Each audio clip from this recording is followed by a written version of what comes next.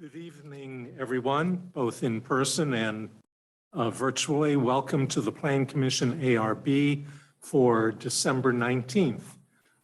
If anyone online wishes to speak, please raise your hand and you'll be let in at the appropriate time. With that, we'll start with the roll call. Steve Lichtenfeld, Here. Carolyn Gatus, Bridget McAndrew, Here. Bob Dunlow, Here. Helen DeFate, Here. Kami Waldman, Here. David Gibson. Here. We have minutes from the previous meeting on December 5th. Are there any changes? No, hearing none. Do we have a motion? Second. All in favor? Aye. Opposed? Okay, thank you. We'll start with a public hearing on text amendments to Chapter 405, and we'll open the public hearing now. Great. All right, Ryan's going to pull up the proposed code. So at the previous meeting, we did a presentation with some of the text amendments that staff was looking into for building upon the original recommendation that came from the Sustainability Committee to look at our renewable energy code. The recommendation from Sustainability really focused on expanding where solar panels would be allowed. And then we've had multiple discussions since then, including some with the Sustainability Committee. So I'll just briefly go over again some of the staff recommendations pretty quickly and highlight some of the changes that have been made since our last discussion. So we're expanding, like I mentioned, solar panels to be allowed on additional roofs. So since we last spoke, Ryan and I went through the code to kind of clarify some of the language, make sure that it was consistent with other sections of the code.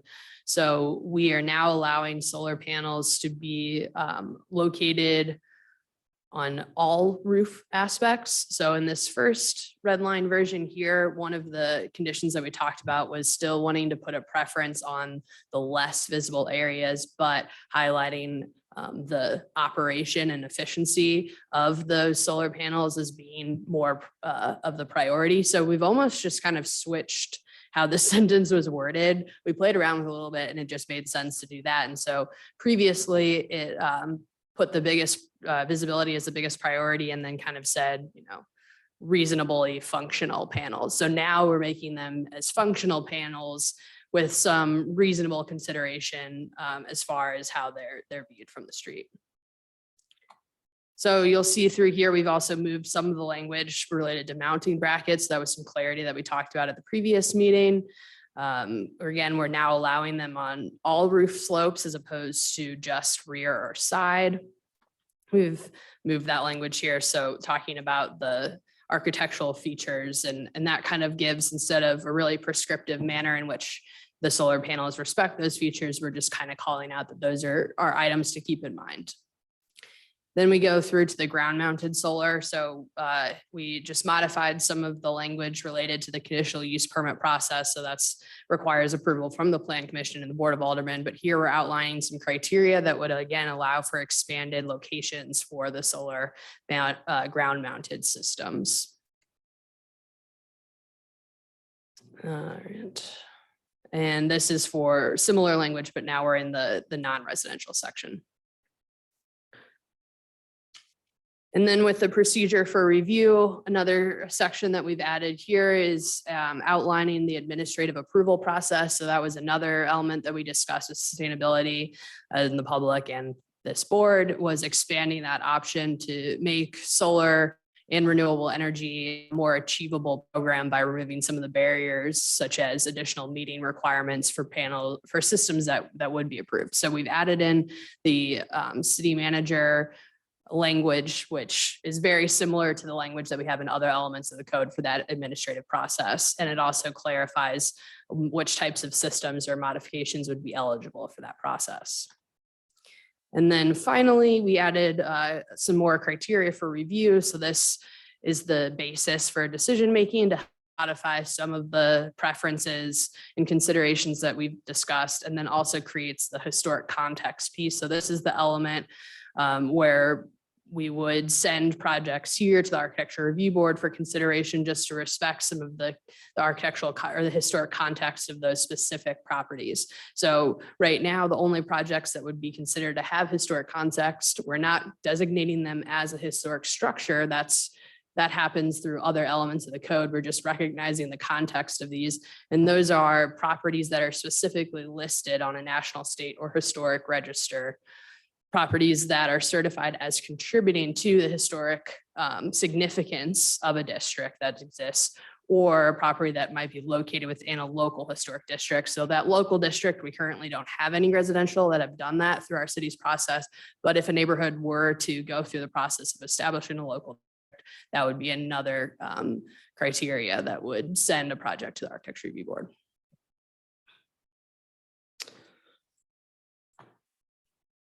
We have one more page. There it is. Here we go. This is this historic context continued. Yep. Can we make comments? Mhm. Okay. My first one was on the idea of building integrated solar energy systems. And it's on page 2, I guess it is. And I guess I may not really understand what the building integrated means. Does that mean it's on a wall?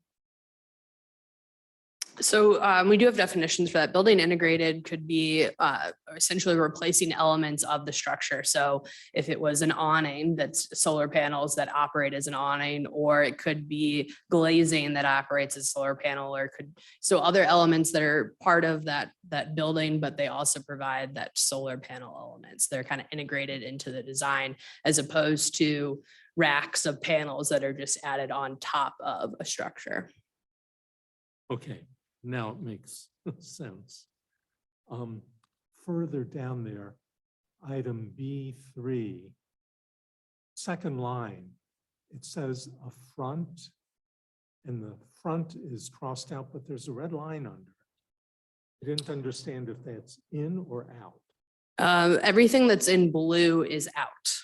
So that was from has the blue line through it is out. So that's kind of part of the confusion of having multiple layers. So in the first iteration that was shown, we added the word front, but then kind of when we went through and refined all the language, it seemed a little bit unnecessary to specifically say a front, side, or a rear. And so the language was then refined to just allow any roof face. Well, it was confusing. I see what, yeah, I could see that. On page 3, I'm not sure why I marked this. It was under 3A1 II.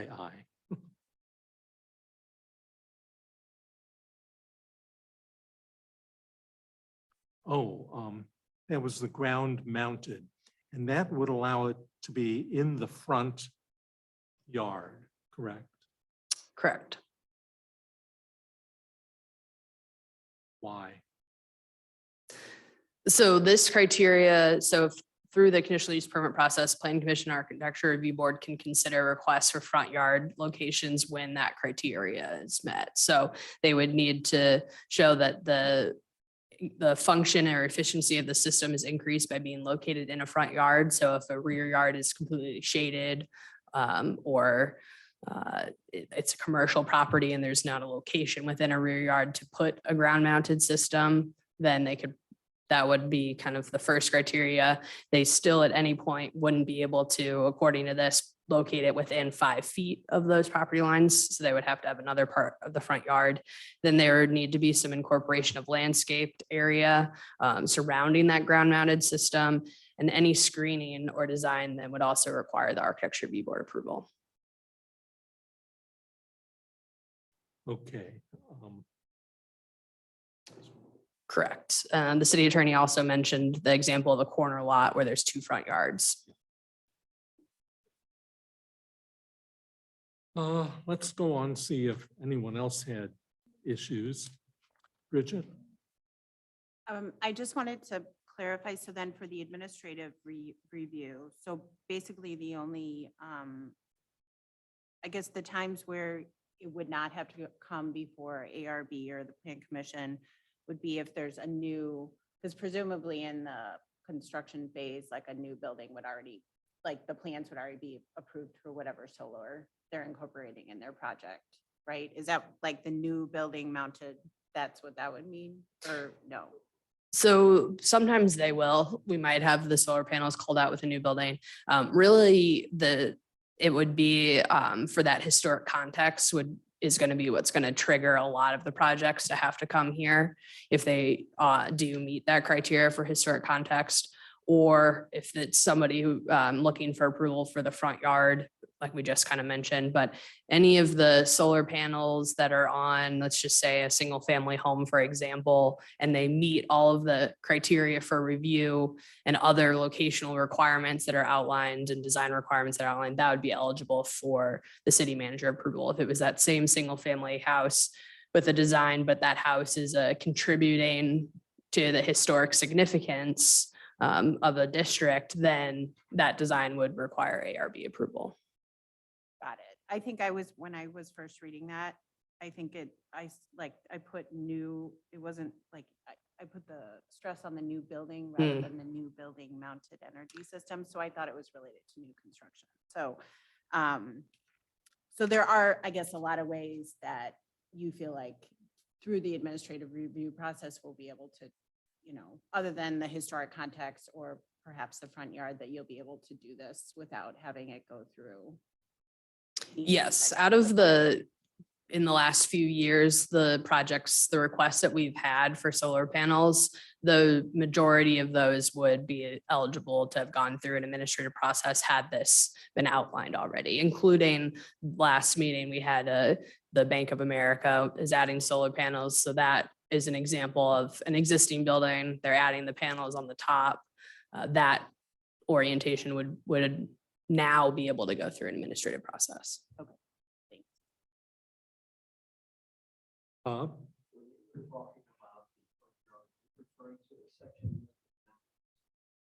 Yes. Correct. Yeah. So the conditional use permit process is already outlined as a requirement for those ground mounted systems. We've just clarified some review criteria for the design of those specifically.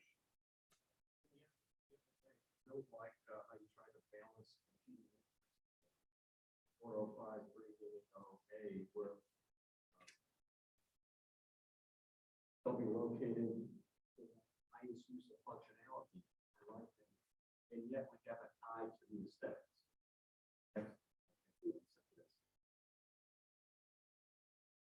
Thank you. Ellen? I have no questions, no comments, other than I think it's well written. Okay. I think it's very well written. Any, David, No, great job by staff. No questions here. any comments from the audience or anyone online? Elizabeth?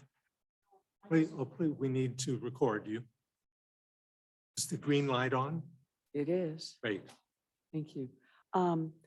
When you mentioned the Bank of America, my building, the building that I live in, but the unit on that end looks over the Bank of America.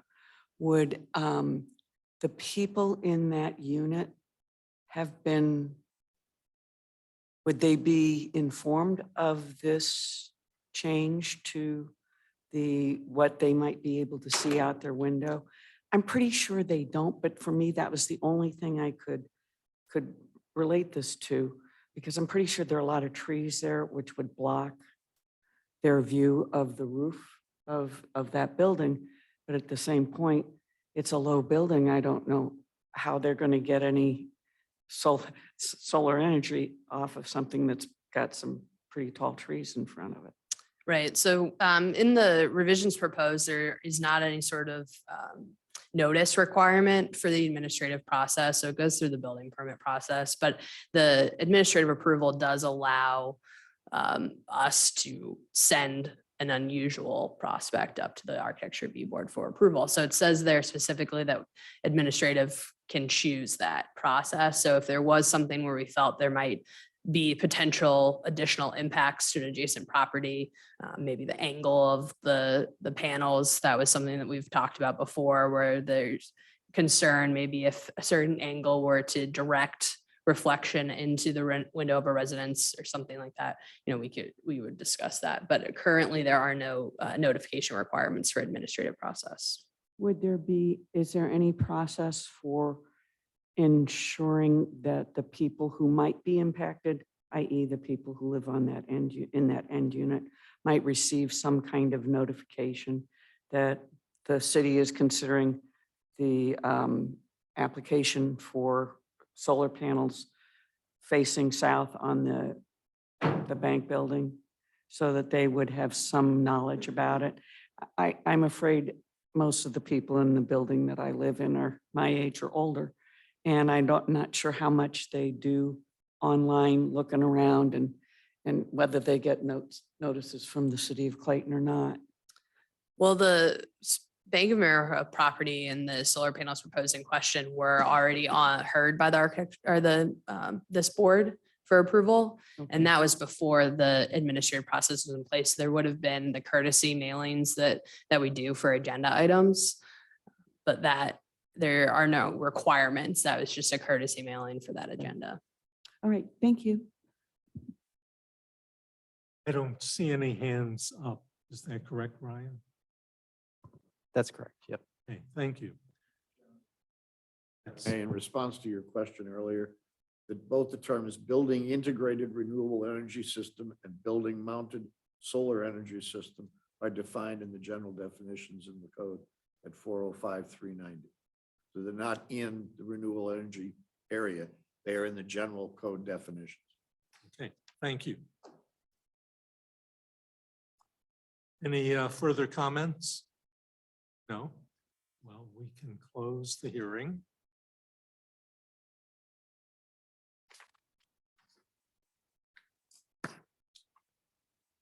Are we to vote on this tonight to recommend? Okay. We will need a motion, having reviewed it, to recommend approval to the Board of Aldermen. Renewable energy amendments attached to the report submitted this evening, and recommend approval to the Board of Aldermen. Second. All in favor? Aye. Aye. Opposed? Okay, thank you. Well done, staff.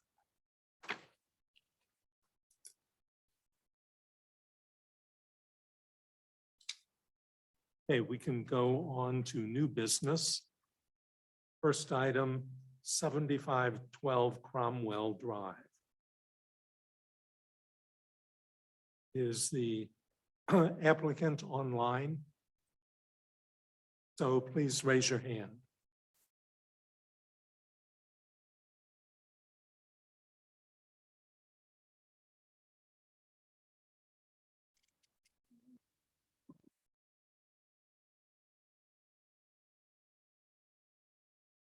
No. We see a phone number. Could that be Christopher Crawford?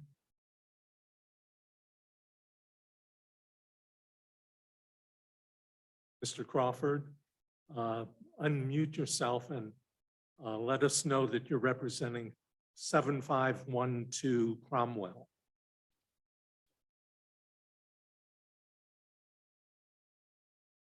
Okay, let me ask it again. Are you representing 7512 Cromwell? Oh, okay. Sorry about that. It's okay. There's someone rear-ended me on right there at McKnight, and I had to pull over. It took me like 40 minutes.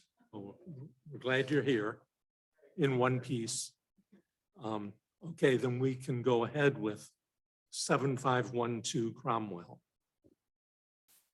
So this property is located on it's located between Clayton Road and Cromwell Drive, just west of Glenridge Drive. And the property is zoned R6 medium density multiple family dwelling district. It is developed with a multifamily apartment building. This property includes a below-grade parking garage that is accessed via a driveway from Clayton Road. In early December, the retaining wall at the driveway failed and is in need of immediate replacement. All properties within this block contain dual frontage and are multifamily. And are usually constructed of red brick with stone accents. These properties all have the underground garages with parking access via driveway with retaining walls. Most walls are made of stone or brick, matching or complementing the primary structure. The architecture review guidelines limit new retaining wall materials to brick, stone, or stucco, and the proposed material for this new retaining wall is a pecan highland stone. This is textured brown stone of varying block sizes with tumbled edges.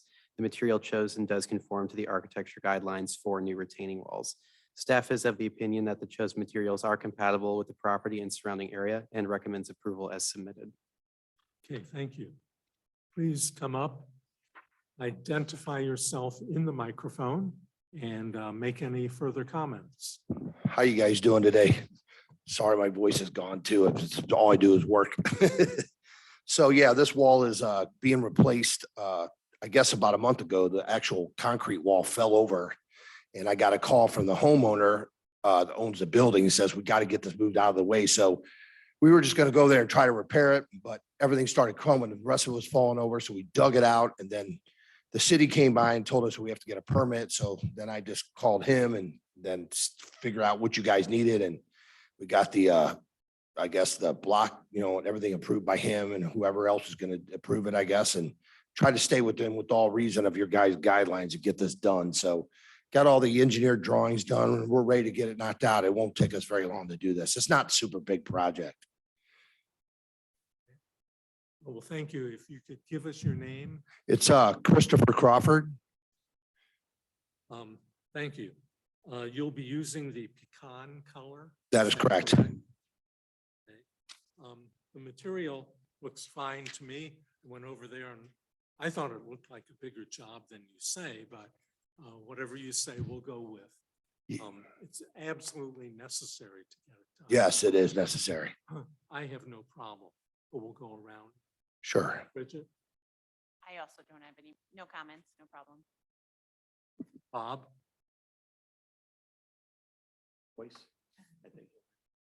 Okay, thank you.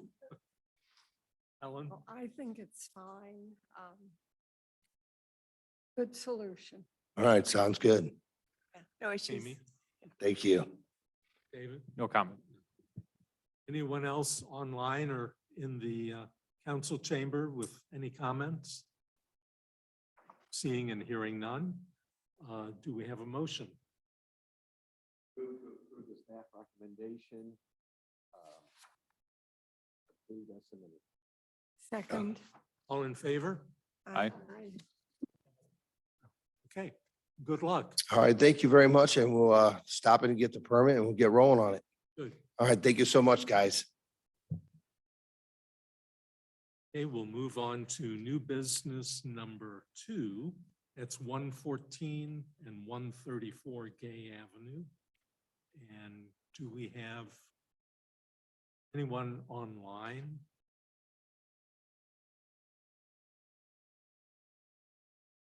Mr. Thompson? Yes. This is Mike Thompson with Oh, yeah, Thompson you're Design. the architect. Okay. We'll start with the staff report. Brian? So the subject property is a townhome development on the east side of Gay Avenue, just south of University Drive. The property is zoned R4 and is in the Clayton Gardens Urban Design District. The project, which was approved in 2021, originally incorporated the use of masonry materials in the construction of the stairs that will lead to the front porches of the homes.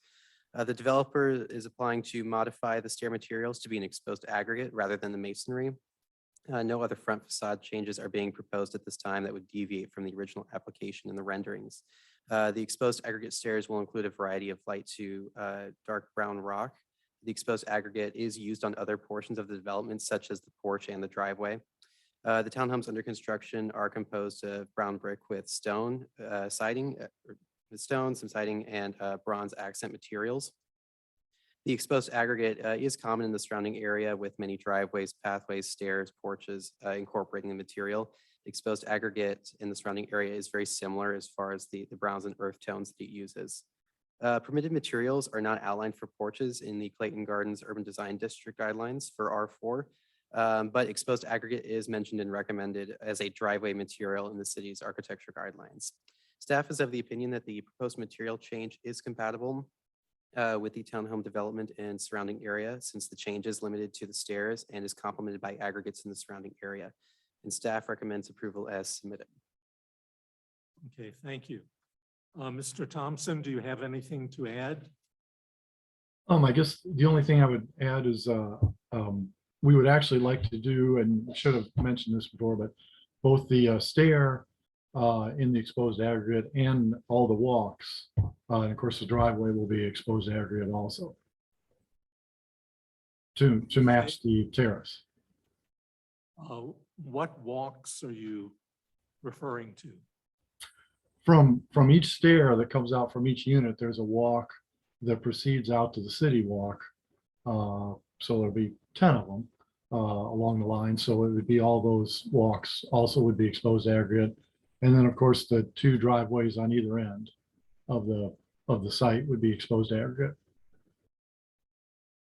What were those walks from the base of the stair out to the city sidewalk originally to be?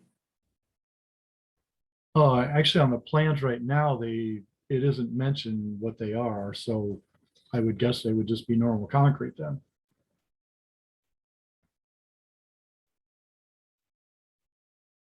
Okay.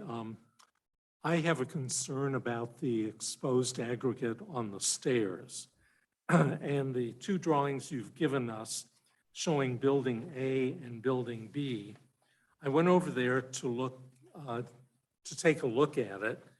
And I notice on building B, the cut stone veneer with sandblasted face is already in place. And that appears to be on the vertical retaining wall, halfway between the property line and the building. Well, yes, on the terrace wall, there is, Yeah, yes. okay, the terrace wall. Mhm. And I think that has set the appearance that we approved 2 years ago or so.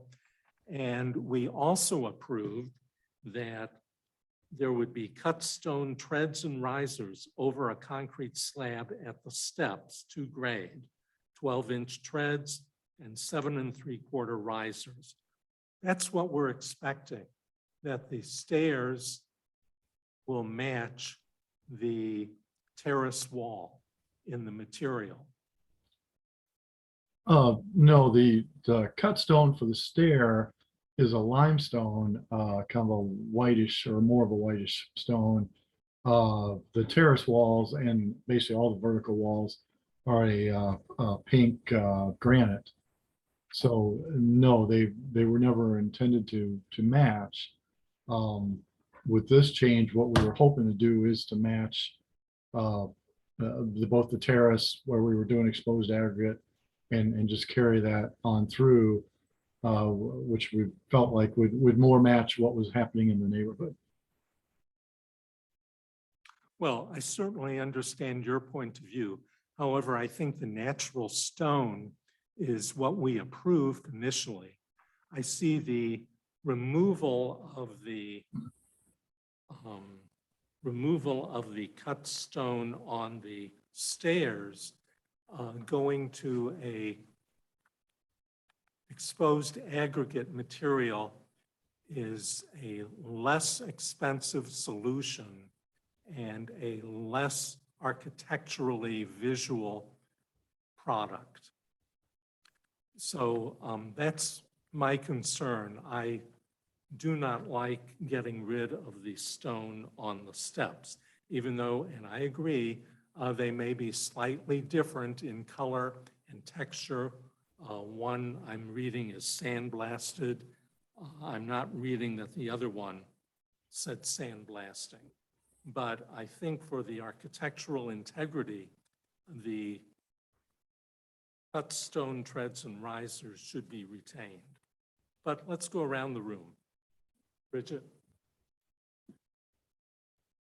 I feel like I'm a little unclear here in terms of the materials and what's being used. My concern related to this project is not necessarily related to you guys switching to an aggregate material. I'm happy. It seems like staff was okay with the switch. I was not on this board when, we originally looked at the specifics of this project. So I do hate to take away the appearance, what sounds like a better architectural product. But I will defer to staff here, and they seem to be okay with switching to the aggregate material. Bob? I kind of feel a little bit like Bridget, Chairman Steve walks on water in my book. As an architect, I always give Also sing. a lot of deference to him. At the same time, the staff, there are permissible uses, and I'm just assuming this could be a cost factor. Mike, is this a cost factor going into play here? I think it is. Okay, all right. I'm going to hold my opinion until I hear another architect speak. So- I assume that's a segue to me. I was not a part of this group when when the project was originally proposed. So when I read masonry, I was thinking that it was brick. And brick, I have brick steps and I don't recommend them. They are incredibly slick when you get the least bit of water dampness on them, and they don't last that long. They tend to crack and fracture. The exposed aggregate concerns me in that it can be very difficult to walk on, women's shoes, high heels, and then you plug in steps. I would be happier with a concrete that resembles the sidewalks that we have in Clayton, where you have an aggregate in it, but it's not exposed. So you have you have a slightly textured surface, a broom finish that gives you some traction in bad weather. And it's just really simple. It's easier to control the color. But that said, if stone was originally submitted, I would agree with Steve that it should be the stone. Amy? I'm curious, why are you changing it to the aggregate? Oh, mostly timing issue. It's going to take several months at this point in time to get the stone. And we were trying to get the project finished so as quickly as possible, and that's kind of a driving factor there. The other thing is just the consistency in the project. Right now, the terrace floors are exposed aggregate. And like I said, we were planning on doing that for the walks, so it would just follow through there. It seemed a little odd to make the one, just the steps it'd be a light colored stone when everything else is exposed aggregate. Okay. How do your homeowners feel about that switch? I don't have any information. I don't know who the owners are. Okay. Because yeah, I would be disappointed if I, was this, having already probably bought this house, thinking that I'm gonna get stone steps and then I get an aggregate. I do, however, understand, your timing dilemma. So, and I 100% agree with Steve that I think aesthetically, like the stone would look nicer. So I wonder if there's some sort of option to where like the treads could be a stone and the risers aggregate, if there's some sort of like inlay stone system, I don't know, that where you could get like the appearance from the front where you get that line of stone across the top of the step. I don't know, but something kind of like in between. So we get the appearance of stone, but then you also get your timing. Yeah, the stone, as been pointed out, also brings in that, yeah, it is considerably more of a maintenance issue as far as the joints will need to be redone every few years, that type of thing.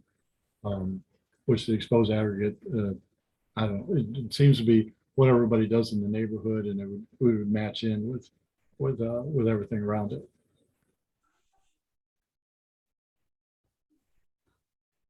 Anything else? No, yeah, so. David?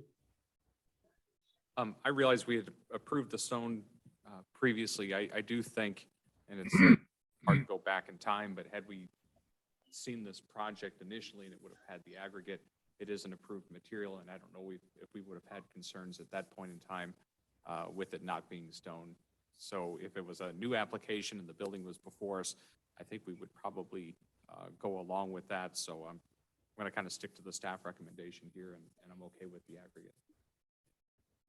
Mr. Thompson, I will admit I was contacted by a potential owner. I don't know if they've closed on it yet. And he was very upset. And I don't know if he had spoken with any other owner, but he felt that's what they were buying, was the stone, cut stone treads and risers. Oh, yeah, I wasn't aware of that.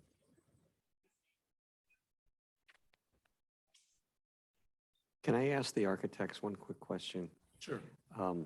The fact that other parts of the front are already the aggregate, for aesthetic consistency, does it not make sense to allow the aggregate to go through, besides the fact it's already an approved material? Now I'm talking about just aesthetics here. His last point. I do think what you're saying, Bob, and what David said, there's some consistency there. But when we originally approved the drawing, I don't believe we were told what the walk was from the stair to the city sidewalk. So that's only conjecture. But at this point, Mike is saying, I have other aspects of the facade or the front here that are going to be aggregate, just like what I'm proposing for the steps. If I understood Mike right. Yes. But Mike, I thought it was only the porch, the horizontal porch surface at the top, and apparently the walk from the bottom of the stair out to the city sidewalk. Correct. I mean, you see a small, about a 4-inch edge of the exposed aggregate as it turns down, and the pink granite comes up to the bottom of that.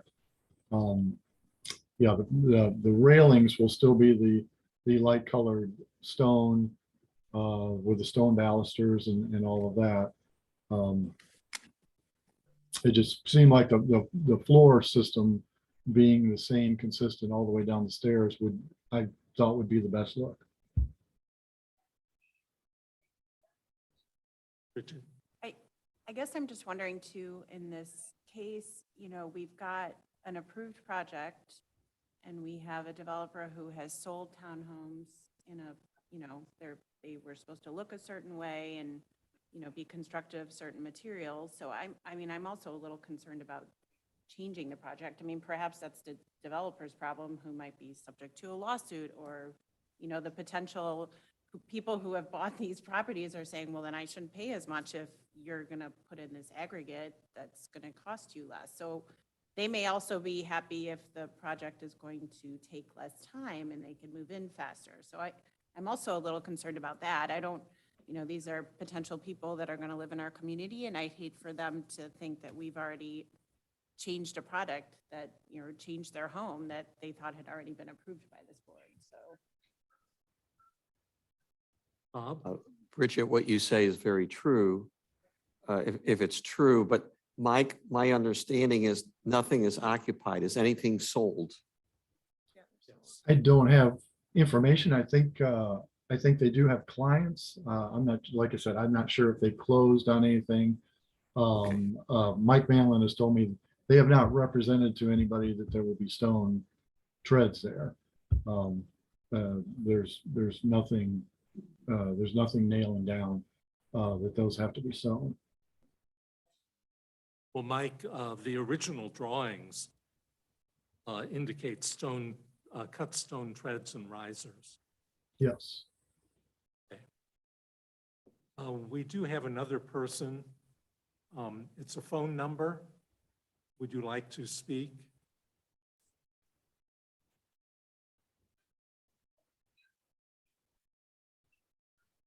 Looks like a phone number of 868-6905, area code 452. Looked like the hand was briefly raised earlier. If you hear us, we see your microphone is on or connected.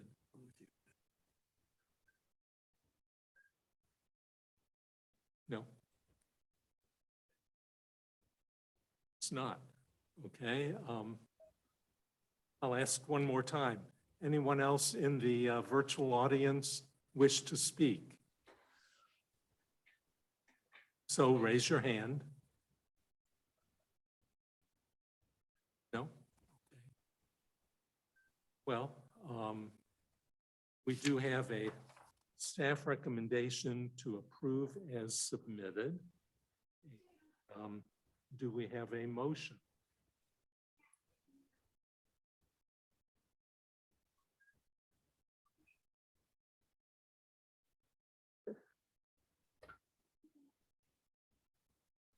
We will make a motion to approve as submitted.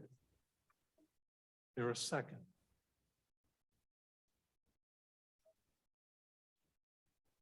I'll second. Okay. All in favor? Aye. Opposed? Nay? Okay. Ryan, would you take accounting?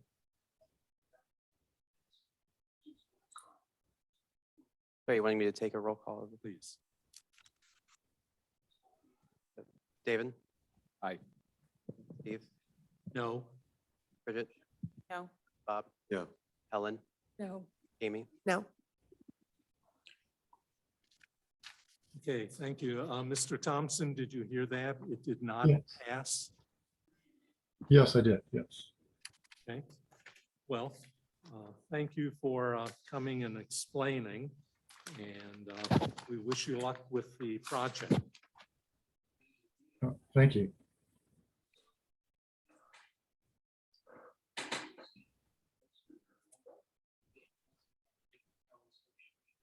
Okay, I think we are down to our discussion session.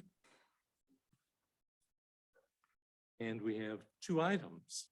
And the first one is on the Community Equity Commission recommendation.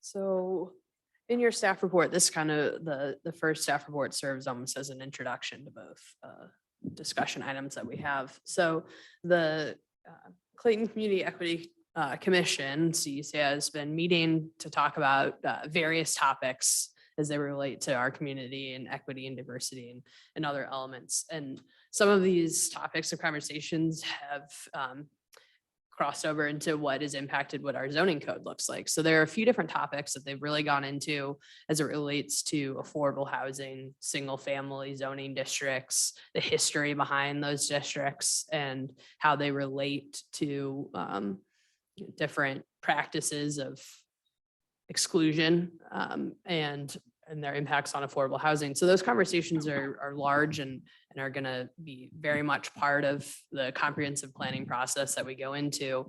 But out of some of the initial conversations and recommendations that the CEC has made to the Board of Aldermen, there are kind of a few of the little smaller text amendments that were recommended to be made and looked into by staff.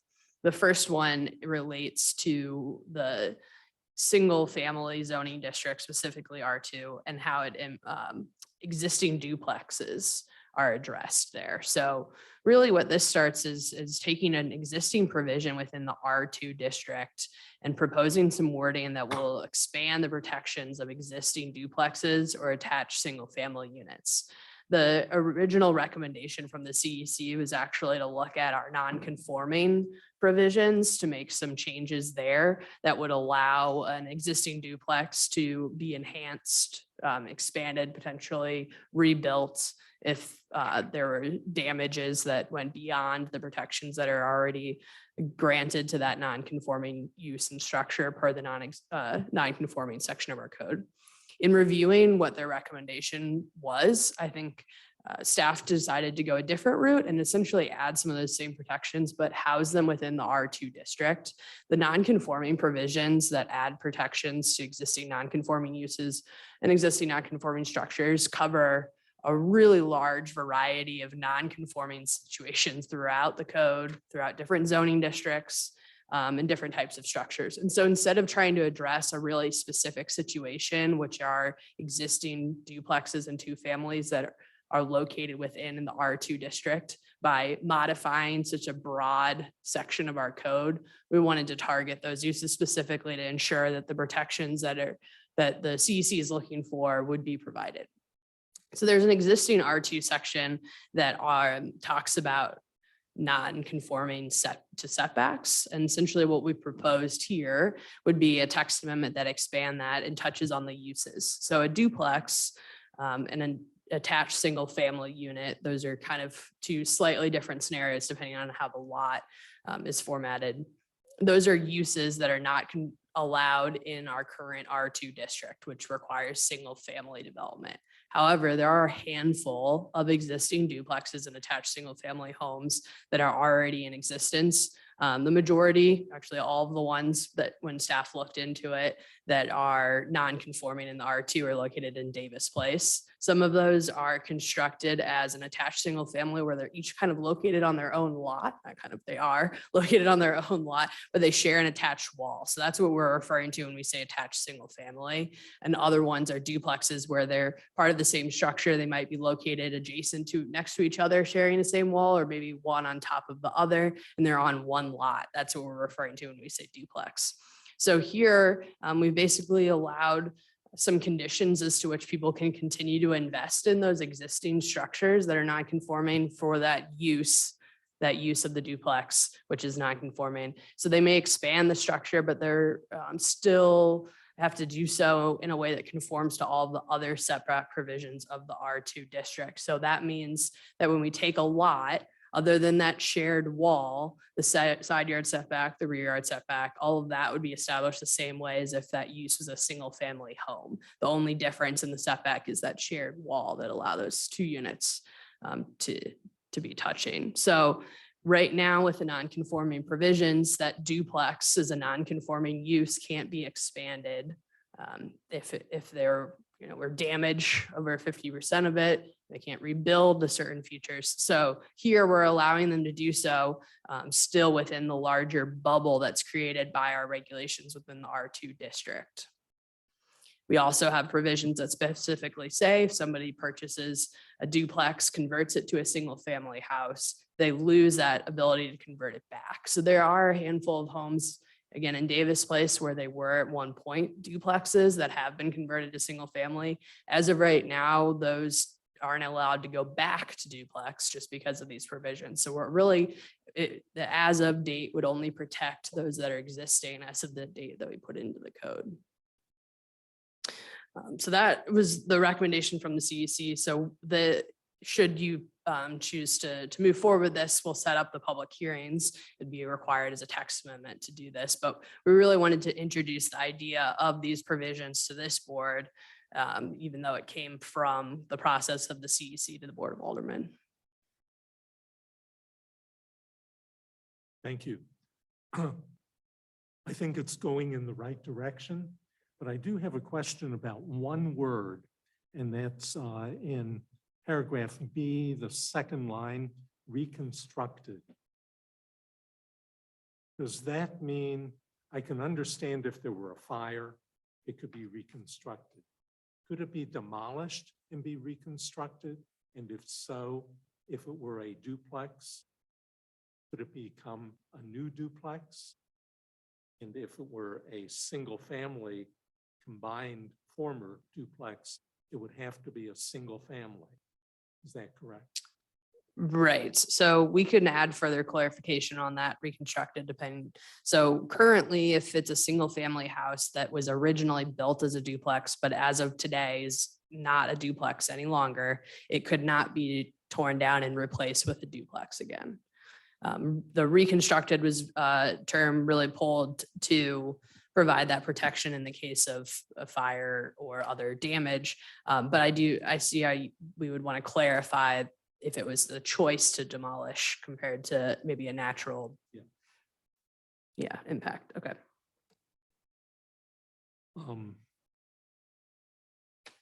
And then the word date, that'll actually have a date put into it Right. at yeah. some point. Okay.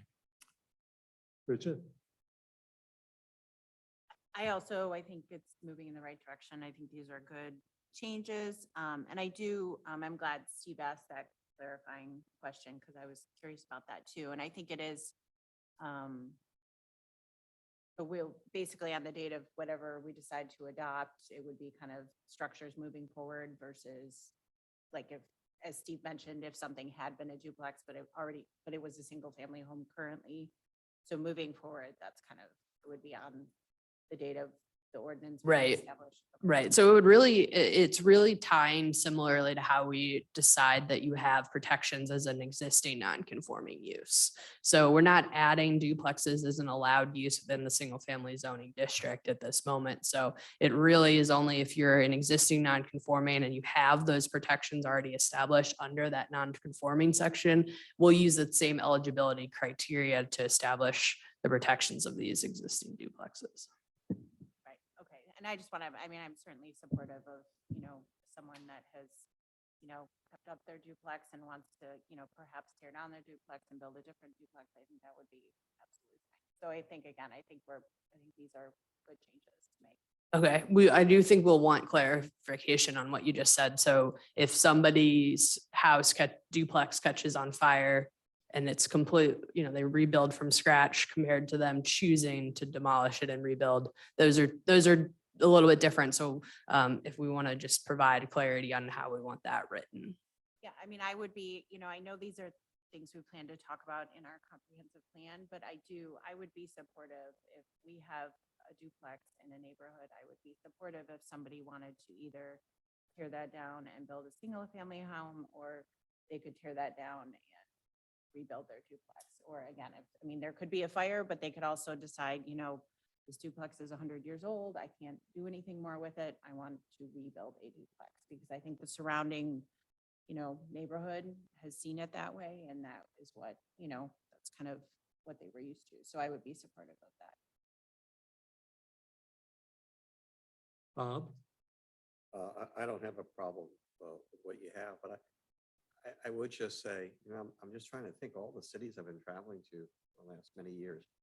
And in older cities like the San Francisco or whatever, even cities like St. Louis, you'll always find areas where there's generally not as nice homes, but duplexes next to single family. And I kind of like that. There's something right about that to me. For Clayton, this is a start. Helen? Nothing further to add. Amy? Just hearing the questions. So if you, whenever this is approved, if you have a duplex and you knock it down on your own accord, can you build a single family home in its place? Or does it Yes. have to say duplex? Okay. But you cannot knock down a duplex and put back up a new duplex. Currently, you cannot. Oh, okay. Could be allowed under this. Oh, you could, That's part of what we're proposing changes. So Okay. currently with the duplexes are non-conforming. So really within that non-conforming, you're not supposed to structurally enhance, expand, you know, so if they wanted to add an addition to an existing duplex, those things are not allowed for the non-conforming uses without variance from it. So the proposed recommendation that came out of CC is to expand to allow people to Got it, improve the okay. properties of those existing duplexes. The way we're proposing it right now doesn't allow any new properties to be converted to duplexes under this code. Okay. But it would allow them to maintain and enhance those okay, existing ones. yes, then, yes, I like this direction. David? No comments.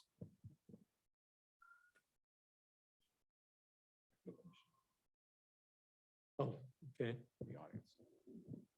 Just want to make mention of that. Ben, do you have any comments to add? Thank you very much. Let me see if I can, you can hear me. I guess you can't see me, We hear you. but anyway, I'm here. And thank you very much. I think these changes make sense. The existing situation that we ran into is that if you had a duplex and wanted to add a porch or a significant other addition to it, you could not do so because it was a non-conforming use. The whole thrust of the CEC is to try to make our community more available, more open, more equitable perhaps. So this is a small but important feature, allowing existing duplexes to be updated, to be remodeled, to be repaired, to be structurally altered in the same way that single family homes are. And it's we believe it's a small plus. Thank you. Thanks, Ben. This, I think all you were asking is for comments tonight, correct? Correct, some comments, and it sounds like we'll move forward with getting public hearings posted for a text amendment process. But we do have another one. Yes, the other item, which I'll let Ryan introduce, is stemmed from another recommendation from the CEC.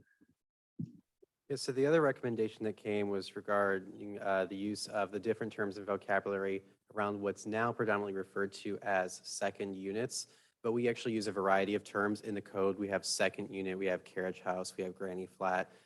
So we're using a variety of different terms. We're using some terms that maybe are more modern, some more dated. And so what we want to do with this particular revision is just update it to be a consistent vocabulary that is the modern term used by the industry, which is accessory dwelling unit. What these changes are not proposing to do is they're not proposing a change in the definition. They're not proposing a change in the use or where things would be allowed. The definition right now is actually consistent for all three terms that are used. And so what we want to do is just update it so that that definition applies to accessory dwelling unit. So no changes to the uses where it's allowed, the definition, it's just standardizing the vocabulary so we don't have different words referring to the same thing across the code. Thank you. I thought that cleaned it up very well, and I really have no problem with it. And that goes through even the zoning table attachment. I was fine with it. Bridget? Also fine with it, good changes. Bob? This is form over substance. I have no problem with it. Looks good. Yeah, I have no issues. Amy? David? No comments. And we do need to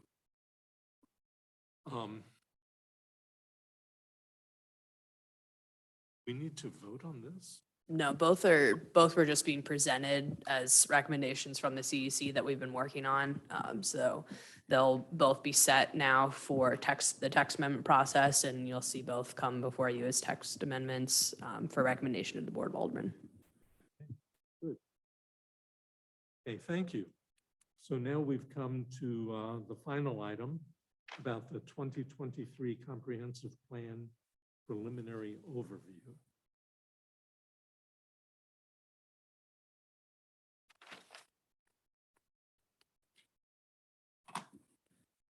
Okay, so just thought it'd be a good idea to kind of run through just a high level overview of the comprehensive plan and the process here as we set to embark on this very exciting process. I know Ryan Hobie and I over in the planning department are ready to get going on this one. So a few things I'll just cover generally what a comprehensive plan is, some highlights between planning and zoning, which overlap a lot, and then who's going to be involved and what that process will look like. So what is a comprehensive plan? So it's really a guiding document that covers all aspects of a community and really creates that vision of where we're headed.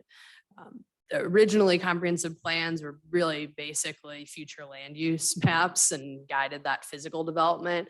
That as we've moved forward in time, the modern comprehensive plan covers a lot more than just that physical development and that future land use. And so that's something that we'll be going into that includes affordable housing, like we've talked about, and sustainability and transportation and what elements of living in a community. So currently, we have a comprehensive plan that was more or less approved in 1975 for the full city with some updates made in 89. And then we have a downtown master plan that's part of that was approved in 2010. So it's been a little while. We're definitely with comprehensive plans, kind of a rule of thumb is that you're looking 10, 15 years into the future, 20 years maybe for this plan, but the life of it should really not be more than 10. So we're definitely ready for some updates in terms of where our big vision is headed.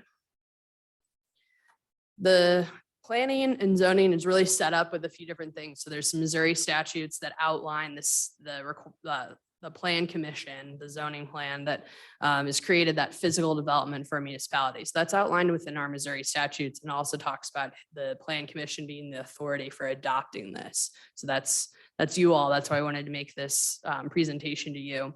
And then it talks a little bit about, how a plan is created within the statutes and what it should include. So it talks about the study of existing conditions, looking at the probable growth for a municipality and understanding how this plan sets up kind of the vision for the general welfare and the efficiency and economy of development. So kind of interesting wording there within the Missouri statutes. So this kind of is the baseline for where we're started. And then Missouri further goes into the zoning code.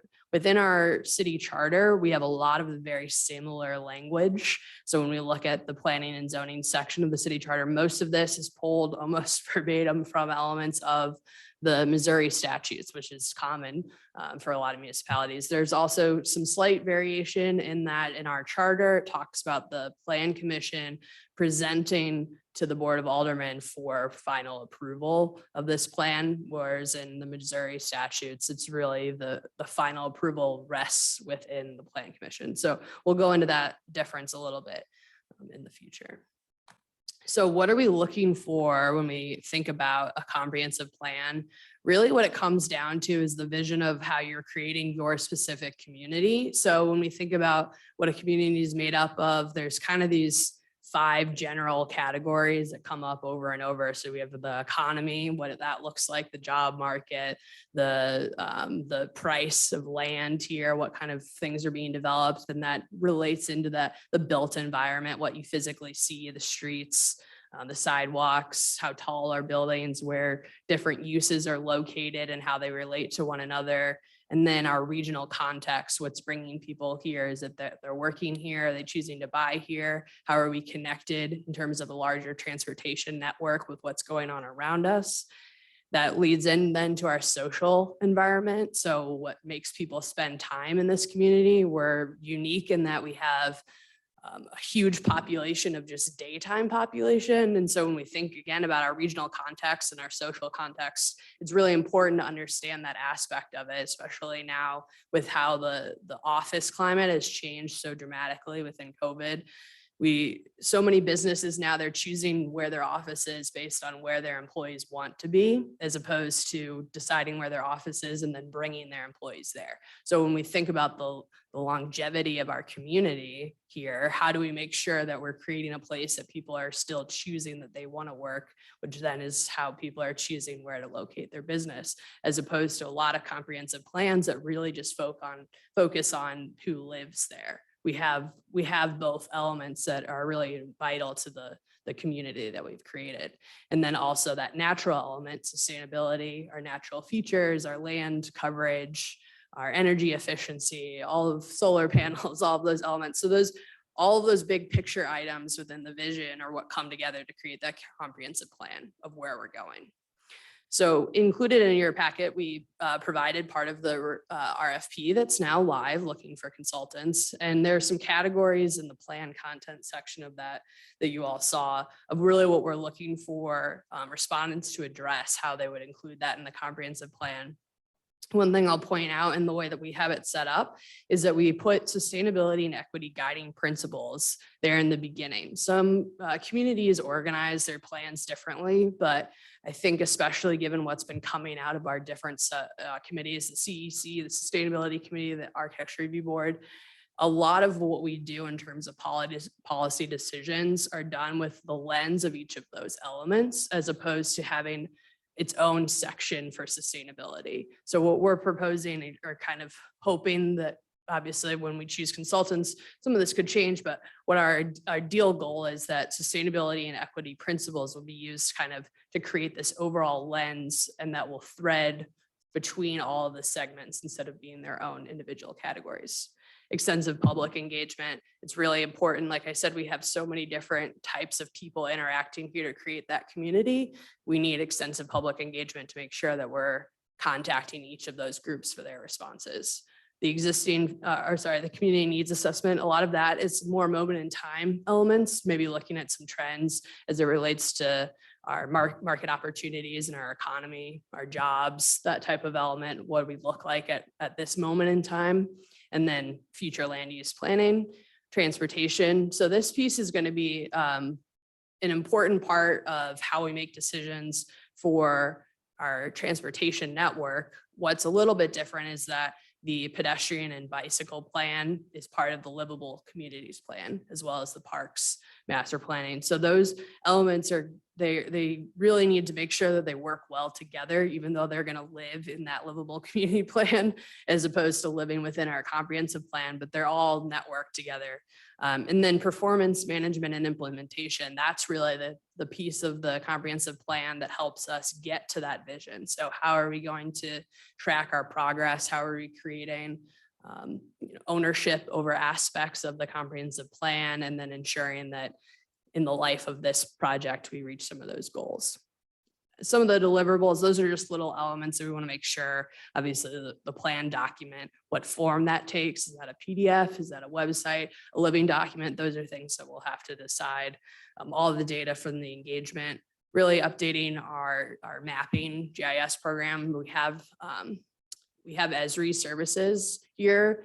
Public Works and Planning have access to using that mapping service. We're using about a drop in a bucket worth of what that software can do as far as mapping. So this is a great way to have some power behind us with consultants who can get us going in terms of some of that layering. So that's another kind of element we can get checked off when we do a comprehensive plan, as well as that 3D model that will help plan review moving forward. So when we think about that, the comprehensive plan and those big vision ideas, that's the guiding policy direction, as opposed to zoning, which is one of those tools for implementation. So here, kind of an example, an easy example is with our downtown master plan. I pulled out a page from the Maryland Gateway District. So that was a part of our downtown master plan that called out a specific corridor and talked about a vision that it wanted for that corridor, highlighted some action steps. So that's our guiding document that created our vision. That's our policy where we want to go. And then that translates into an overlay district, which then starts to pull out really specific code tools that we can use to oversee and guide and enforce that vision as development occurs. So really what we're doing with this comprehensive plan is creating a new guiding document that will then allow us to do some more of these wholesale code rewrites to make sure that they line up and that we're kind of reinforcing that plan within the implementation tools. So. Oh yeah. Does that mean that the overlay districts will remain to be modified if needed or disappear? That will really depend on what the results of the planning process are with the comprehensive plan and what some of our goals are for the downtown. There could be less overlay districts in the downtown if I had to venture a guess on what happens, but there will, either way, there's going to be some pretty large code rewrites as we think about it, because right now, one of the things that we have within our downtown district specifically, the majority of our new developments go through a planned unit development process. And a lot of that is because the base zoning districts and the overlay zoning districts kind of fight each other on different aspects of what development is approved. So ideally, we'll use this planning process to really figure out which is the direction that we want, and then we can rewrite codes that we're not constantly fighting what we want to see happening and what is happening with different levels of code to create a little bit more consistency and direction moving forward. So those types of elements, along with some of the little stuff that we've been doing here as it relates to recommendations coming out of those subcommittees, in that this is kind of the opportunity to get public consensus on some of these larger topics that will guide larger redevelopment of code, as opposed to waiting for somebody to try to propose a project and then trying to fix the code when we realize that's a project that we want to actually promote. Anna, can I, so, Yep. you know, we right around, when we did those downtown architectural kind of guidelines that we did, which I can't remember the firm's name right now. That was with H3. Right, so when H3 came in and we engaged them, I feel like they really, they met with a core group of people, talked to the board, but then really they did a lot of the, and not like we even changed the code, but is that like the people that we bring in to do this, do they write, or are they more like, we have met with these people, or we've met with the community, this is what overwhelmingly people want to see along Merrimack? I'm just making this up, like 5 stories. So is that where you go in and start rewriting zoning stuff, or is that more the firm that comes in that we engage? Right. We're likelihood a lot of the rewrites will be in-house, sorry. So the comprehensive plan is going to give us some larger guiding ideas on where we're headed, maybe for specific areas. It might call out zoning districts that are in direct conflict with the consensus of where that area is headed, or the opportunities that area might have for uses or for development, or providing, uses that maybe aren't specifically in a zoning district, but relate to those other elements of what creates the community that we want here. So they'll call things like that out. Within the comp plan, it might say, look at this overlay district for conflict, or rewrite this this could be a corridor, or this node, or, a zoning district. And then we'll go in and actually look at those specific details as it comes down to what does it say within site plan review requirements? What does it say within setback requirements or impervious coverage? The comprehensive plan, those consultants aren't going to go so far as to say, all right, in this block, you need to allow 10% more impervious coverage than you were. Those are the next steps that we'll have to do as a staff to dive in to the code. So then you'll, kind of dive into those different sections, and then it will come to this board, and then eventually. Correct. So who's going to be involved? The consulting team. So as I said, we've got the request for proposals out.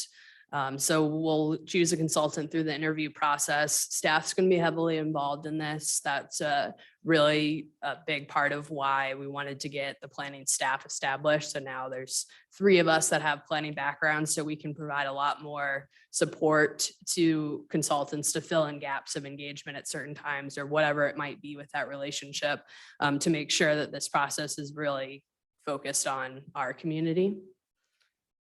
Excuse me, no. Yep.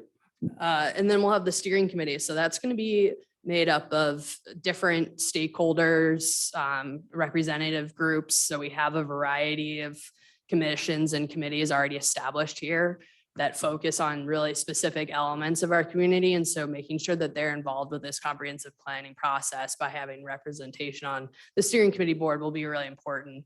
And they'll kind of be that sounding board as we go through with the consultants to make sure that the plan is going in a direction that makes sense as they're hearing or passing through different phases. So the plan commission, which is already up here, which is you all, the adopting authority, as that authority, this is not the plan's not your responsibility to oversee or to make. Really, you're part of that guidance that throughout the plan and then ultimately adopting it. So there will be representation from the plan commission within that steering committee, but you are not going to be the ones that need to make sure that the consultant is showing up to different meetings or making sure that they're talking to people. That kind of management, day-to-day management will be done by staff, and the steering committee won't just solely be the planning commission. So I did want to make sure that you guys understood that while you're a very, very, very important part of this process, you're not responsible solely for the whole thing. The public, and this will be in one of your most important roles if I had to choose one, is helping us make sure that we are engaging the public on a really large basis. So like I talked about before, the public is going to be residents of all ages, as well as people who just come here, spend time here, work here, the business residents, so to speak. And when you think about comprehensive plans, like I mentioned there, you're thinking 10, 20 years ahead. A plan's going to last 10 years. So when we think about who's there when this plan should be fully implemented, it's the people in high school, it's the college students. So how can we get them engaged and understanding that this is the time when their young professional life is being decided almost, what environment Clayton's becoming. And when we think about our legacy within the region as a community, and we're now targeting those people that we want to make sure are continuing to come back. There's a lot of, you see it in the news all the time, people from WashU, people from Fontbonne, all of the universities are talking about, how do we get our students to stay in the St. Louis region? Well, this is comprehensive planning, and with our attachment to universities like this is the perfect time to have those types of conversations. So those types of outlook, as we're thinking about what engaging the public is a little bit different than some other communities might have when they think about that. And so we need to be really intentional about those conversations. And you all are the face of a lot of projects. Developers come in, residents know you because you might be their neighbor, and they see that you represent, a different project that was approved. And so being out there and talking about this process as being really important for that public engagement is probably one of the best things that you can do to help make sure that we have a good process. So I just really wanted to throw that out there for you all to consider. And then the Board of Aldermen, so they'll be presented with the approval after the plan, but this is really being presented to them as the final approval, not as an opportunity for them to make changes throughout the plan. So just as anybody else, they're welcome to be a part of the participation of creating this plan, but it's a little bit different from, for example, a rezoning that you might recommend approval to the Board of Aldermen, and they might make changes on what you've recommended to them. This is a little bit different in that really the Missouri statute gives you a lot of authority. The charter says that you should present it to the Board of Aldermen at the end.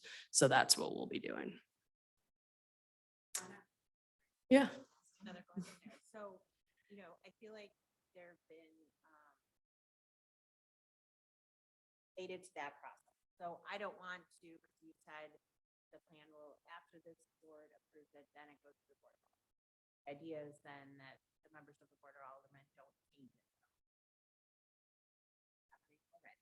So I'm just curious, so will it be, and so will the idea be that we are kind of updating them so that they're aware of what's going on, so that they can engage in the process before it comes to this board? I mean, is that how you would envision that? that I would perhaps provide updates to the board, so we don't get in a process where we get to the end and they're like, oh, I'm not so sure about this. Element, yeah, right. Yeah, they should, you and the rest of them should be involved throughout the whole process. It's not one of the things where you need to kind of stay away from it because it's the planning commission's responsibility. So it's a very open public process, participate throughout. But ultimately, the way it's set up, because there's a little bit of that conflict between the Missouri statutes and our charter, I'll let the attorneys give the more. Yeah, and I'll just say there won't be changes because we need to comply with that state law. So this body will approve the comprehensive plan. The charter requires the board to approve it, which they can do, but there shouldn't be any changes between that statutory approval by the plan commission and what the board does. The board's approval per state law is going to be largely symbolic. It's unusual to have a charter that says that the board will approve it. Typically, it's pretty silent on that. And most boards will just ultimately pass a resolution adopting it. Since our charter requires the approval, we'll bring it to the board for approval, but we shouldn't make any modifications once it goes through this process. That will need to be communicated. We will make sure that we communicate it. Absolutely. And that's also part of why you have, it's helpful to have a consultant team that leads it because they'll engage, they're almost like a little bit of a neutral party, so to speak. So as the process is ongoing and they're engaging, they're hearing from people, just because the board doesn't have final approval in this scenario doesn't mean that they shouldn't be actively participating and contributing throughout. So this is just a really highlight overview of some big dates that relate to this process. So right now, as of the 14th, the RFP was available. Proposals are due on February 1st. So then in February, we'll finalize who's going to be on that interview panel and have the interviews with the consultant teams that we select. And then in March, we'll go through that selection process, the negotiations with who the consultant is and determine the steering committee. So this is where we'll need some commitments from people within the community. So some representation from this board would be really important, I think, but we don't need all of you to sit on that steering committee, as well as some of the representatives from our other commissions that have more focus areas, again, to be that sounding board. So the steering committee will be important because it's a little different from somebody who's just saying, yes, I'll show up to different engagement sessions. This is a commitment in terms of providing some feedback, additional meetings, timeline throughout that timeline.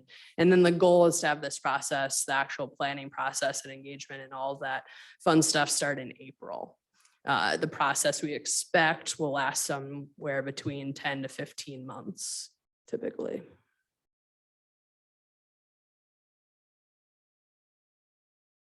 Yeah, all right. Can I say something? Sure. I reviewed 1 million comprehensive plans in my career. And generally speaking, they're really effective when you've got open land, like farmland out in St. Charles, and you're trying to figure out if it should be commercial or residential, something like that. I understand areas of a city where it's just worn out and tired, like the Cortex area was, and still is to some degree, where we step in with a big picture. Let's figure out where we want to go with this. We have development overlays, which basically work as comprehensive downtown overlays, which basically work as comprehensive plans from, when you really get down, putting your foot to the ground. That's how they really kind of operate, and they tell you what they do and cannot do. There's a number of comprehensive plans where I'm always scratching my head when they're in fully developed cities, especially affluent cities. And, my block on White Island Terrace, it's not going to change with a comprehensive plan. Most residential neighborhoods are not going to change with a comprehensive plan. And often they're painted with such generalities, they mean nothing. It's like a feel-good document. And I'm not saying you don't need one here. I'm just giving you my gray hairs. And so my question to you guys, you three guys right there, tell me a specific problem you think the comprehensive plan can address in Clayton that already isn't kind of resolved with overlays of some sort or another? Well, I think there's a few different answers. A lot of what you're saying is the historic use of a comprehensive plan really rested in that guiding that physical development, the density and the uses like you're talking about. And we are built out in many aspects in that way.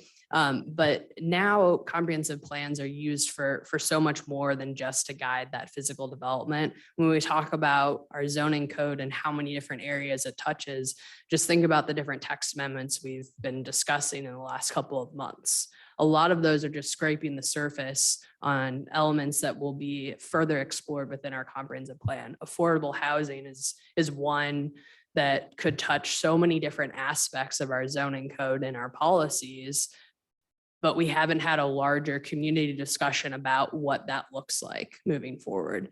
So when we talk about affordable housing within the regional context, within our local context, how do we promote it? If it's something that the community wants to see promoted and more of, then we need to understand what that looks like in terms of that implementation tool. Right now, we don't have anything that prohibits affordable housing. In fact, it's one of the potential public benefits that you could use to gain points within a plan unit development, but nobody is using that. So those are the type of conversations that we will need to have to see, is that a direction that we want to go? If so, how do we do it? If you could stop right there. So let's talk about affordable housing. So we have a rezoning process where we give points to affordable housing, which is a concrete incentive. Okay, now let's switch to the comprehensive plan. Are we going to designate an area that says this is an affordable housing district? So I so. think the difference is in the comprehensive plan, we don't specifically outline how the tools are made up. What we do is we guide to say that we need tools to help achieve certain aspects. So affordable housing might be one of them. If that comes out of a comprehensive plan with consensus that in 10 years, we want to have affordable housing units or developments or some other measurable aspect of it within our comprehensive plan, then going into a tool discussion about how to do it. It could be that we say, here's a district that has it. It could be that we make a requirement of rezoning in certain districts that they do that. There's a variety of different ways to look at it, and it goes beyond just affordable housing and into sustainability. We think about some of the concerns that we hear from our community. We hear people talk about stormwater management and flooding related aspects, but we don't have a larger plan that's looked at that and has any sort of guide on how we should address it. So this is another topic that likely will be part of that sustainability lens throughout the comprehensive plan. And then that will guide us. Should we have a more in-depth analysis on what our coverage requirements are, or what are requirements to use a best management practice such as a dry well? Right now, we kind of are getting people that are using those for certain reasons, some personal choice, some triggered by aspects of MSD requirements, but we don't have a policy document that we've used to really create code updates related to some of those topics in a while. So those are some of the areas that this plan will address for us. Well, Anna, I think the train has left the station and this is going to happen. And so I want to see it work. I mean, really say something concrete. And here's my punchline, David. If there's a committee where a citizen can help hold the consultants to the fire, I'd like to be one of those guys. That's great. One other thing I wanted to mention is, and I think this is one of the really important aspects of this, is we need to get back to viewing the community big picture as a system. What's happened is, because we haven't had a comprehensive plan update since the 70s, it's been I don't want to say haphazard, but it has been to some extent with some of the things that have happened over time. We've looked at pieces of it. So an overlay here, an overlay there. Maybe we put something in that almost is a defensive posture. We're putting this in place to stop this thing from happening that we don't want to see. But little pieces have kind of been addressed over time, but I think we need to step back and look at everything larger, see the interplay between these overlays, and look at everything holistically as a system. And that's the most important thing for a built out city. When you get to this kind of interval at 40 years, is you lose sight of that. So we do compartmentalize things. And so when you look at individual elements within the zoning code, it happens all the time where people say, well, how did this get here? How did that get there? You know, what was the thinking behind this? Well, this doesn't work anymore. So things have been put in place over the last 40 years, but nobody's really checked up on those. I understand. And make sure that they right. still fit where we're going and make sure that the regulations in place are first aligned with the community, the people that live here, but also aligned with the market generally. We have regulations that are misaligned with the market. And that leads to things like PUDs, it leads to variances, it leads to people coming in and seeking certain exceptions. So this is our chance to kind of step back, big picture. Let's take a look at our systems, take a look at what's in place and make sure that it fits the community need and market reality. I respect you guys a lot, and if you feel it's needed, I'm, you know, like I say, the train's left the station. And all I want is our mantra should be a practical, big picture document and not just a touchy-feely, so people at the hearings could feel good and then we all go home and now we're back to the zoning map, you know, which is really what controls so much of it. And any way I could help, I will.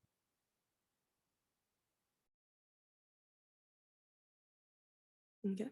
Well, that's pretty much the summary presentation. So now hopefully we'll get some great responses here by February 1st, and the next stage we'll go into interviews and the steering committee. So definitely, if you think of other questions as you're pondering how involved you want to be through this process, feel free to reach out to myself or Ryan and let us know. Well, having gone through this tonight, Anna, and also speaking with you before, I think one of the biggest things is getting a valid group of the public be involved. I think we've had 2 volunteers here tonight. I know Bob has already volunteered, and I think Elizabeth Green has already volunteered. She indicated that earlier. And I think we really need to work very hard on that. But beyond that, when we're looking at the big picture of a comprehensive plan, you mentioned MSD. What about the county? What about the county for transportation? What about MoDOT? Because 170 goes right through. Would they have a seat potentially somewhere, or would they be used as a reference? Yeah, I mean, the important part of this plan is that nobody who wants to participate is kept from it. So to the extent that they want to participate or contribute to our plan, they'll be invited to do so. I know specifically with the traffic network analysis that we'll do, that will be specific outreach to those that, you know, they control very major roads and connection points for us. So definitely MoDOT and transportation in St. Louis County, and obviously as the seat, it's also important when we think about how development occurs around the county seat that it's done in a manner that aligns with them. So we'll reach out to them. They'll be invited to participate, encouraged to participate, and hopefully we get some good collaboration. How are we to go about encouraging people to step up and participate? Yeah, I think that will come into focus a lot more once we have a consultant chosen. We're able to really talk about our strategy as far as outreach and engagement. I know just in-house, Ryan Hobie and I have discussed a lot of different ways to engage different types of people, and the really coming down to that base of meeting people where they are. I know it's also something that Public Works and Parks Department are talking about with their consultant for the livable community plan. So we want to make sure, to the extent we make sure that we take advantage of opportunities together during this process, but a lot of it will be providing different platforms for people: website platform, presentation style, pop-up, attending events like, you know, soccer games where there's going to be people and get, you know, over at Shaw Park with all their kids, you know, having those different opportunities for people that have different comfort levels of speaking up during large group settings or meeting in smaller ones, or contributing via comment card or survey or whatever it might be. So how that strategy works and when we deploy different engagement strategies at different times throughout the phases. That will be something we'll have to work out with the consultant once they're chosen. But resharing those opportunities with people that you know and encouraging them to take advantage of those will be really helpful. Is this going to be like a $250,000 bid? Higher. Yeah. Then I have one recommendation.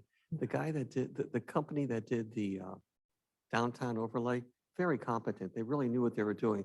But man, were they the master of doublespeak when they gave presentations. I mean, the one that was done 18 months ago. Yeah.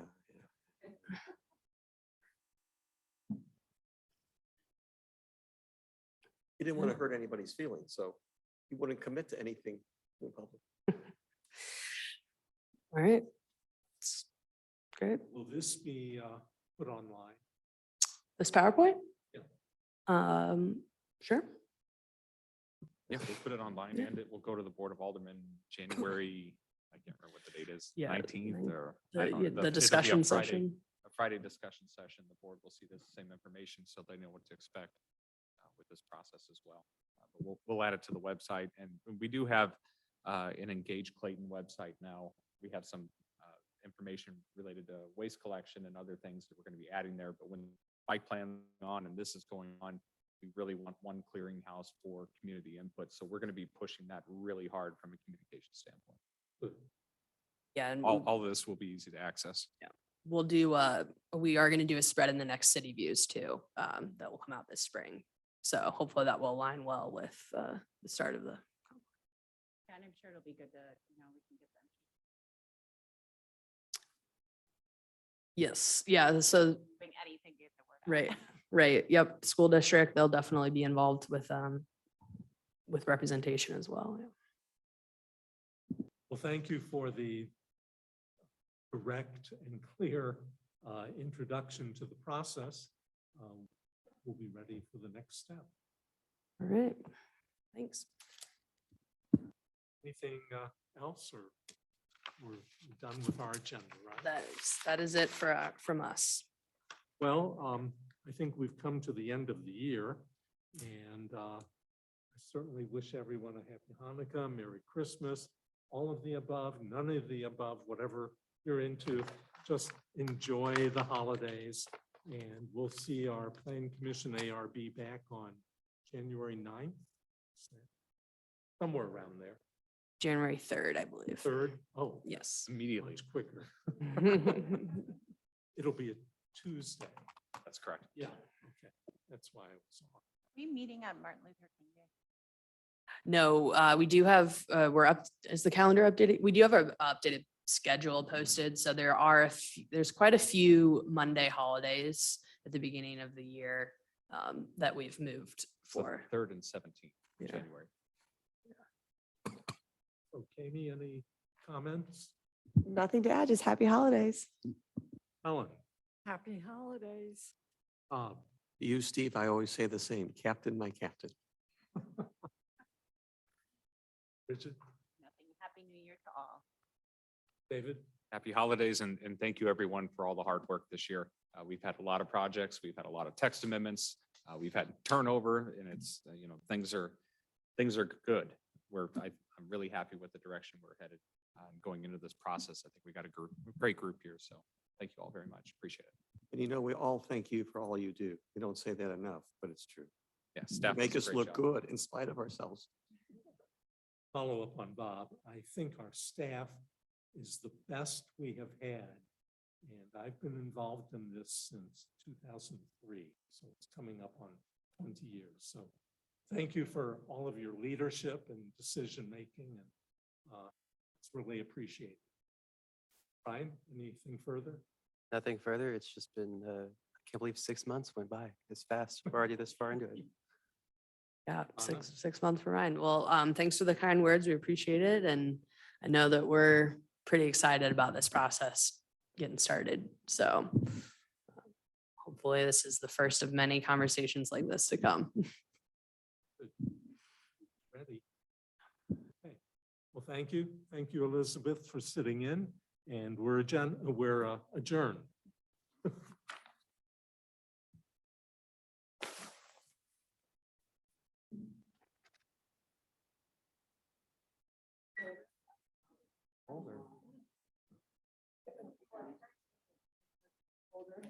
You know, now that I'm feeling it.